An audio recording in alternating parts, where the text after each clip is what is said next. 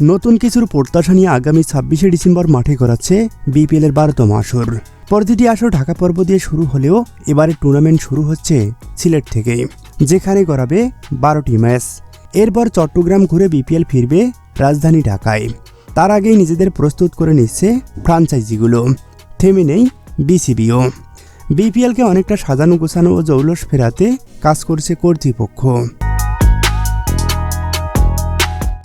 নতুন উদ্দীপনার বিপিএলকে ঘিরে দর্শকদের প্রশ্ন, কবে কোথায় কত টাকায় মিলবে এবারের বিপিএলের টিকিট? দর্শকদের উপস্থিতি বাড়াতে সেই সাথে টিকিট বাণিজ্যের বিরুদ্ধে জিরো টলারেন্স বিসিবি, যাতে করে টিকিট নিয়ে কোনো রকমের ঝামেলা পোহাতে না হয় সেই বিষয়ে কাজ করেছেন তারা। বিপিএলের ৩ ভেন্যু ঢাকা, চট্টগ্রাম ও সিলেটে পাওয়া যাবে এবারের বিপিএলের টিকিট।